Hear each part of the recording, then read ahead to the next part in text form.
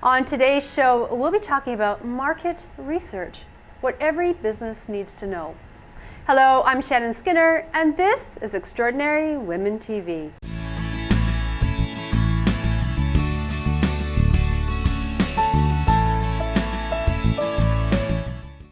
With me in the studio today is Corrine Sandler. She is the founder and CEO of Fresh Intelligence Research, a marketing research company based here in Toronto.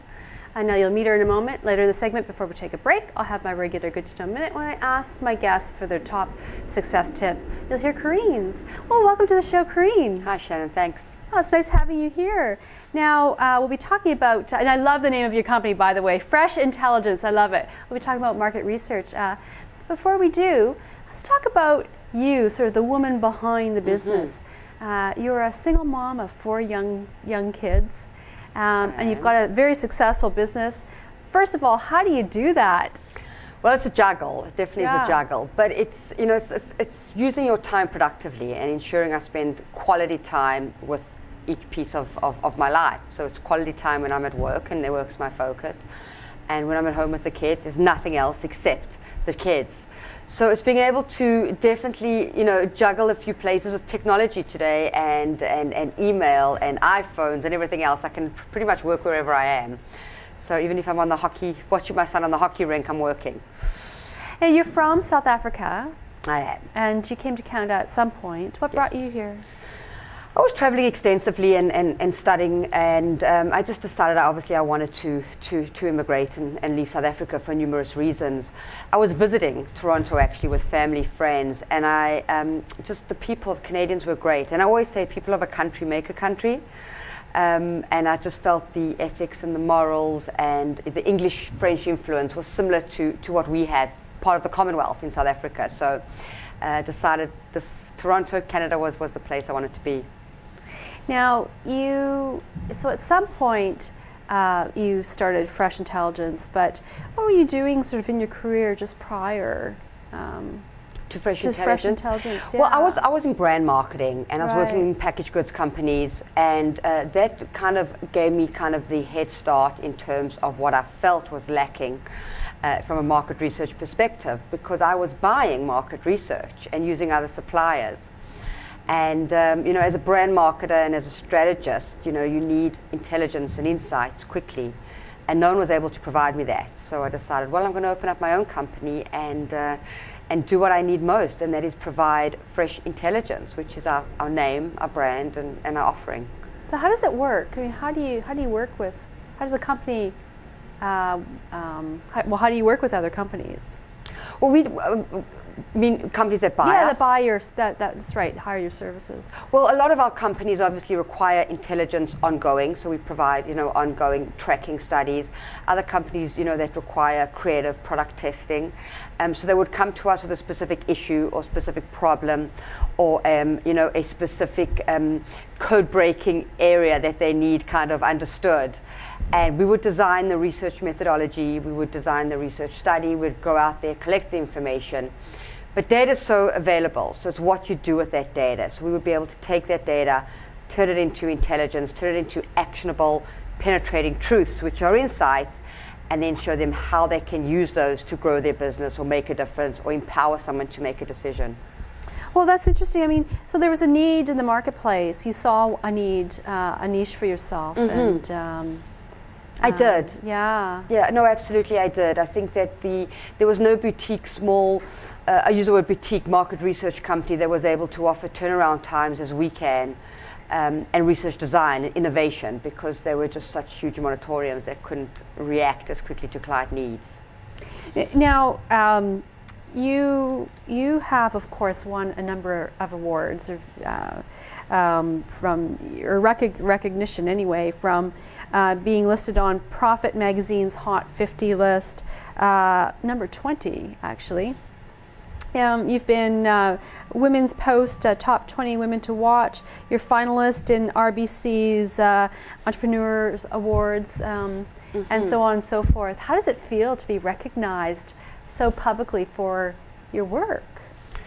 Well, there's, it's great to be recognized for doing something that you love, without a doubt, but there's a lot that goes on behind, so it's great that I get the recognition, but I have a phenomenal team that works probably even just as hard as me and executes just as great as I do and thinks strategically, as phenomenally as I do, and helps me to elevate both myself and my company to that next level, to be able to win these incredible awards. So the team behind me, I think, one of the things I always say, surround yourself with people who are smarter than you. Oh, very which smart. Which is what I do. Now, you're opening offices in Moscow. You have other offices in Australia? Yes. We have a programming office in Sydney, Australia, which allows us, with them being 15 hours ahead, allows us very quick turnaround times. And looking to open an office next year in Moscow, in Russia, to serve the Central Eastern European area, which is a very underdeveloped area in terms of the research offering that we have. Now, can you give me an example then of, without having to disclose anything that's confidential, an example of sort of insights that you got for a client, or how you worked with a company, is something that might be an interesting sort of case study? Sure. I mean, I can give you a few examples without mentioning. Yeah, without mentioning names. Without mentioning specifics. names. So, one of a large retail manufacturer, large retailers entering the Canadian market, and wanted to, truly understand, what are important merchandising tactics we should use during the Easter time frame. And they need this information really quickly, this type of intelligence, right? Because they were primarily driving their merchandising displays for their entire annual plans. And they were like, what are other retailers nationally across Canada doing during this time frame? How are they increasing basket size? How are they driving shoppers to their stores? What are their price offerings, etc.? So we would run numerous different types of studies. One of them might be a mobile in-store study, where we would send, for example, 500 respondents nationally across Canada into 25 different retailers to collect this information. And they would upload photos of national merchandising Easter promotions. We'd ask them a number of questions on that. So we'd be able to collect a huge amount of qualitative kind of information back that way. In a very quick way. Very quick way.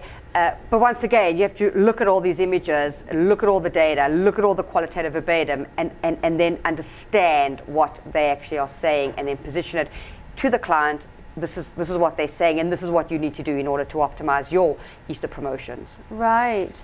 And with all of the work that you've done, has there been any insight that has surprised you, or something that stands out as being quirky, or something that's really surprised you that you can share? Most of our work's proprietary to our clients, so I actually can't share. But one of the things that surprises me, it's not really an insight, but it's the fact that, our population is fueled by immigration. It really is, our population growth. Yet a lot of our clients today, and the big brands, the huge, large Canadian organizations that are conducting research within Canada, are looking at English, Canada, and French, which they always do. But no one's really truly understanding these minority ethnic groups that are growing so exceptionally and have so much purchasing power. They come into this country with no predisposition to any traditional brands. They are, no one's truly understanding their shopping habits are different, their behavior is different, the way they think, feel, behave is completely different. And I think that is a huge area that's lacking in terms of the big brands that need to truly understand the diversity of the Canadian marketplace. And it's no longer, one strategy satisfies all. And I'm sure your strategy for Toronto would, if you were a retailer, would be different than if you had a small store in a place like Medicine Hat, Alberta, or even smaller. Mm-hmm. So I would imagine that even from region to region and city to city, it probably is. Oh, absolutely. Yeah. Absolutely. Our East Coast completely different to our West Coast, completely different to to Central Canada, etc. Very, very differences. Even we do a lot of work in the US, and state by state there are enormous differences between consumers and shoppers, and just the mindset of people's behavior and their thoughts. What do you love most about what you do? You obviously love what you do. I do. I love what I do, and I think that it's it's kind of being like the CIA, right? And it's kind of truly understanding every project we do is different, and every project we're doing, we are trying to extrapolate something new, something unknown, something even, from a behavioral perspective that is just so different, but will drive our client's business forward. So it's that aha. It's that moment when you find that aha, you're like, wow, I didn't know about this, or my client didn't know about this. And if they use this insight, they can strategically turn their business around or grow their category or whatever it may be. But that's what I love the most, the intelligence aspect about, and then what to do with it. Now, Corrine, this is time for the Good to Know Minute, which is we're going to take a break, and this is at the point when I ask you for your success tip, and I know you've got a great one. So jump in there. I would honestly say that do whatever you want in life, but whatever you do it with passion and enthusiasm, because success will ultimately follow. That's good to know. Thank you for that. We're going to take a break, and when we come back, more with Corrine Sandler, founder and CEO of Fresh Intelligence Research, a marketing research company based here in Toronto. So stay where you are.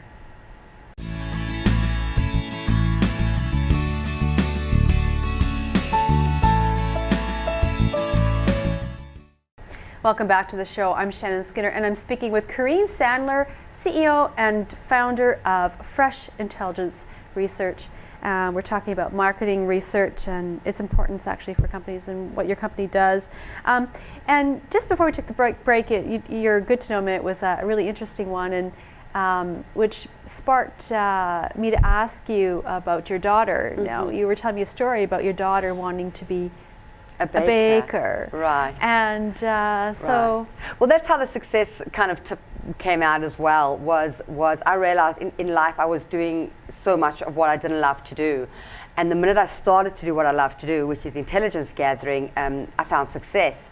And my daughter, my youngest daughter, who's a twin, is 8 years old, and she said, Mommy, I want to be a baker. And all my other kids were aspiring to be a national hockey player or a doctor.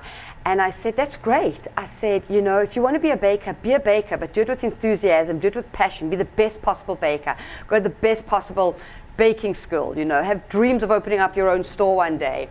And, it doesn't matter what they do, because if there's passion, there's determination, and there's enthusiasm, and there's happiness because you love doing what you want to do, you will be successful. And I don't care what she does, as long as she's happy doing it. So you think it's enthusiasm that's really a driver? I do. Do you think it's possible to be enthusiastic if you're doing something you don't love? No. I think you're doing it for a means to an end. Right. So I go to work every day, and I honestly say the reason I come to work every day is to delight my customers. The result is to make money. So if it was reversed, if I was coming to work every day just to make money, it would be 9 to 5. What did I do today? Did I achieve my revenue goals? Goodbye. It's not about that. It really isn't. I don't believe you can be enthusiastic without passion. Oh, interesting. Now, you are also a speaker. You're a writer. You have a book that you're working on. Can you tell us a little bit about your book? Sure. Well, I've been a writer for quite a few years, in terms of I write a lot of columns and feature articles for publications around branding, marketing, and specifically intelligence gathering. But I grew Fresh Intelligence literally to the profit top 50 within 3 years, without disclosing revenue, but a multi-million-dollar company, literally from zero to that in 3 years, for 2 to 20 employees in 3 years. And the journey I went through was just exceptional, and the learnings and the experience I obtained was not through books, and was not through education, it was not through MBA programs, but it was purely based on life's experiences and doing what I wanted to do, and doing it with my heart. And there were so many amazing things I learned along the way that I believe can help young entrepreneurs, that they can't necessarily get from books. And it's that journey that that I'm going to be sharing in my book, which hopefully will be out the middle of next year. It's fingers crossed. Fingers crossed. Working hard on it. Well, that's exciting, and and we'll be looking for it for when it comes out. Now, and you can't tell us the title, can you? I can't. Okay, it's okay. That's all right. Now, something that was interesting that I saw on your speaker website was you have not a bucket list. Mm-hmm. You call it something else. I call it my live list. Yeah. My live list. Well, a bucket list is negative, right? It's like what I want to do before I die. And I was like, I want a live list, right? I want to get all these things I want to do in before while I'm living. While you're living, I'm living. Yeah. And one of them, which I've always wanted to do, was to go into space. And it's truly something I am working towards. And today, it's become commercialized. You have $250,000 and you can buy a ticket and you can go on the Virgin Galactic spaceship, and you can spend, I think it's 4 seconds in space by the time you get there. So yes, that is something that I have set my eye on. It is something I will do one day, without a doubt. And I think just for me to be able to view the world as a planet, truly as a planet, and have, being, that gravity, zero gravity force, it must be the most phenomenal feeling. Now, in your climb through your success in terms of building your business, and in those 3 years of extreme growth, I mean, it grew a huge percentage, 453% in a very short period of time. Yes. What sort of was the result of your relationships around you? I mean, did you find that your friends changed? Did you find that there were now dynamics that you didn't have before that you had to experience? Sometimes people get jealous of others when they have instant success. I always say, keep 2 feet on the ground, and my kids keep me very grounded. And success shouldn't change a person, without a doubt, it hasn't. But what it does do is it opens doors to new opportunities. And I've met an incredible new group of people, obviously through business. And in the interim, I actually moved areas. So I did live up north, and I now live in central Toronto. So that also changed, just in terms of me having some distance between my, friends that I had, in the past. But no, I don't believe there was any, jealousy, and I never feel any bigger or better than anyone. It's got nothing to do with that. I think there should be no hierarchy in this world, and everyone should be treated the same, irrelevant of what you do.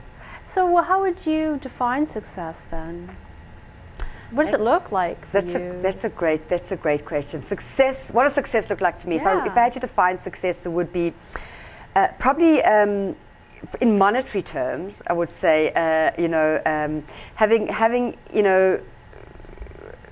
my vision really for Fresh Intelligence is one day to take the company probably public. I mean, that's what I would love to do, because I would love everyone that's ever contributed to the success of my company, or employees that have worked within my company, to have the option to actually own part of what they've built. And I think that's really key. So that, in a sense, looks like success to me. Most importantly, are for educated, university-driven kids in some way that are happy in life, that are successful in their own way because they found what they want to do in life. That looks like success to me. And then ultimately, having my villa on the Amalfi Coast in Italy, overlooking the Isle of Capri, would top it off. Hey, that sounds really great. What would be next for you then? You think after you build this company, is there anything else in your life that you see coming up next? Yeah, I think I have many years left, but with Fresh Intelligence, and if not forever. But I think I also really would like to focus on public speaking. I enjoy speaking thoroughly. I think I have a great story to tell. So that definitely for me is something that I would focus on, within the next 5 years, and start to do more of. Public speaking, big engagements. How do you get over your fears? I mean, you must have had fears when you were building this business. There must have been times when you think, oh my God, what am I doing? I'm scared, I feel scared. Well, absolutely. I mean, I'm a sole provider of 4 kids, right? That you can go work on a job and you know what you're getting. And I always say to people, it's really great having your own company, but if you don't make payroll one month, if everyone else has to get paid, you as the CEO are the last to take the money, right?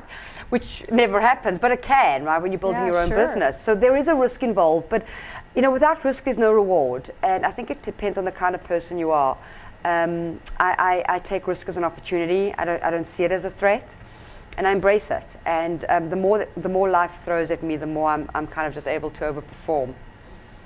Well, Corrine, I have really enjoyed this discussion with you and learning more about you and what you do. And thank you for sharing these insights with my viewers. And I wish you all the best. And I'm really looking forward to that book. And maybe we can do a catch-up at some point in the near future.